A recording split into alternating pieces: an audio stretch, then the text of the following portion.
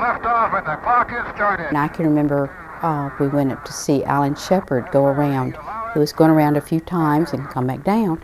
And we took the dirt road. It was called Jungle Trail. It was a county road. There were two deep ruts that formed the road, and it was high in the middle. And you usually didn't meet any other traffic, but if you did, you timed it so that you could get out on a clearing in the palmettos at the same time that the other vehicle was coming, and you put the left front wheel into the right rut, and they would do the same, and you'd quickly just jostle each other and get back into the two ruts again. So it was, sometimes you got stuck.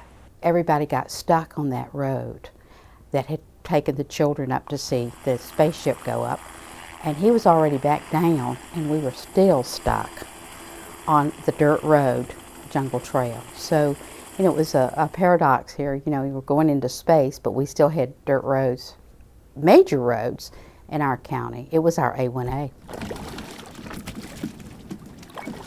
Since the days steamboats first traversed its waters, the Indian River Lagoon had changed very little.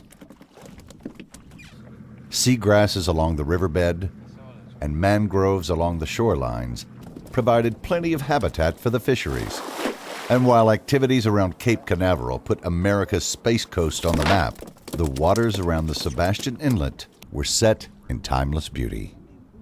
The river shore was very pristine then. There was a lot of greenery, coconut palms, sable palms. There was no Brazilian peppers back then. And it was wild, and nobody built right on the river shore. You didn't see many houses. You saw no high-rise. All the bridges were wood. There was no causeways. There was no dredge holes. And there was no filling that's been done in the last 30 or 40 years. In the 1960s, the lagoon's unspoiled shoreline faced a disturbing threat. The state of Florida was selling the surrounding wetlands and islands for development. By buying the rights to the bottomlands of the lagoon, developers could dredge and fill along the river to build up waterfront property.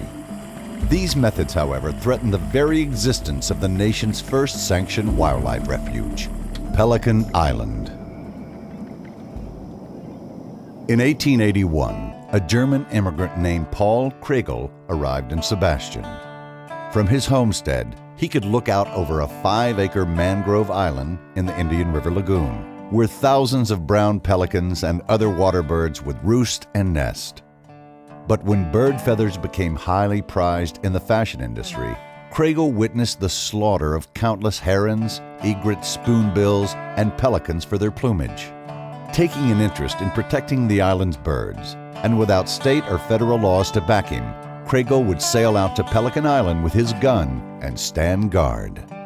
A well-known ornithologist of the day, Frank Chapman, discovered that Pelican Island was the last rookery for brown pelicans on Florida's east coast. Along with fellow bird protection advocate William Dutcher, Chapman met with President Theodore Roosevelt and appealed to his strong conservation ethic. On March 14, 1903, President Roosevelt designated Pelican Island as the nation's first national wildlife refuge. With a monthly salary of $1, Kregel was hired as the first National Wildlife Refuge warden. With his gun, boat, and badge, Paul Kregel stood watch over the island until his retirement from federal service in 1926. When the dredge and fill plan began in the 1960s, a group of local commercial fishermen, citrus growers, and sportsmen banded together to form the Indian River Preservation League. They worked diligently to protect the island that had over a half a century earlier started the U.S. conservation movement. Being commercial fishermen, obviously, and on the water every day, they saw things and they knew how the environment worked. They knew how things were linked together, and they knew when one of those links was broken, what the potential could be. The League convinced the state of Florida to stop the sale of these important wetlands as well as to set aside 422 acres of mangrove islands as part of the refuge. Through their efforts, Pelican Island was preserved. But other areas along the Indian River continued to be developed. With its abundant estuary and access to the ocean, the lagoon regained its reputation as a sportsman's paradise.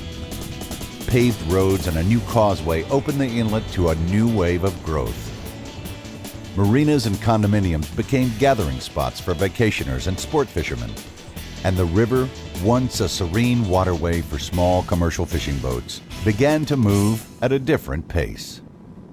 You'd be out there sometimes a week or two in the river and never see another boat. And that was awesome. Now you gotta, it's like being on the freeway, you gotta, check behind you to the side, you get run over, literally. Somebody doing 40, 50 knots. Sebastian growing up was a typical small town American waterfront fishing village, if you will. That was a fantastic place to grow up. The freedom was enormous. You could come and go, but it was all based around family and work and friends. It was a great place to grow up as a boy. On Saturday mornings, I had my household chores to do. My mom had chores for me and my sister to do, and then after that, then I could go to the fish house to play. And because that's what we would do, we'd hunt fiddler crabs on the river shore and fish off the dock, laying on the dock, fishing on the pylons for sheephead, mangrove snappers. And then when my dad would come in, I would have to go catch bait with him. As a little fella, he went fishing with me. He'd get seasick, so sick I thought he was going to die. Of course, I used to get seasick too. I hated the seasick part, but I loved the fishing, and so I just stayed with it. But it gave him something to do. He could earn his own money. Not only were we fishing and catching fish and having fun, but as young boys and teenagers, we were making very good wages. I would actually ride my bike down to the fish house, and I'd take the boat out and I'd fish. And when I got into high school, I would fish. I would go out and make a first set at night, and I'd have to be back home by 10 o'clock. So I'd go out and I'd fish. I started making money in high school. I made enough money in high school to buy my first truck. It was all there was to do when we were growing up around here, and kept us all out of trouble. We kept some money in our pockets, and kept us honest and kept us fishing. I mean, that's about all we had to do. It wasn't necessarily the money, although that was, for young folks, it was nice, but it was who we are. It was the fiber and the fabric of what we've always done and who we were. We were net fishermen, mullet, mackerel, bluefish. It's hard to describe in words, but there's nothing like it. In November of 1994, a long-standing debate regarding the harvesting of Florida's nearshore finfish came to a head with the passing of Amendment 3 of the Florida Constitution. The amendment, which came to be known as the net ban, was implemented in July of the following year. Citing the overharvesting of nearshore species, environmental groups and sports fishermen lobbied for the banning of gill and trammel nets in Florida waters. The effects to Florida's commercial fishing industry were devastating. I guess you'd say really a dying art. When the net ban came down, it was a crippling blow to our family.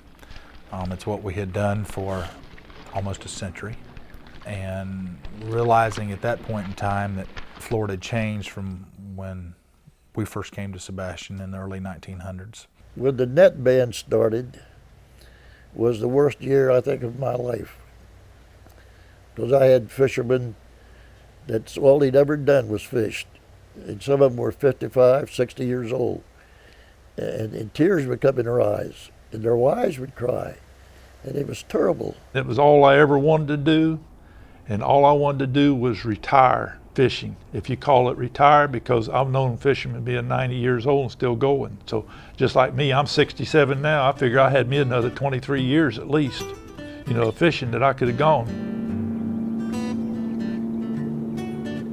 The effect of the net ban on Sebastian was swift and devastating. Many commercial fishermen were forced to work onshore to make ends meet. The once impressive fleet was cut down to a handful of boats.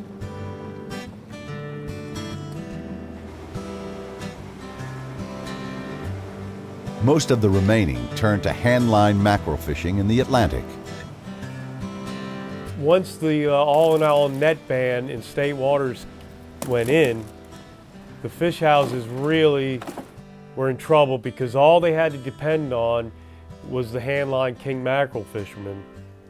And now they're sitting on a piece of property that's worth millions of dollars, dealing a few handline king mackerel. And what happened was most of them sold out, and they're fancy marinas and restaurants now.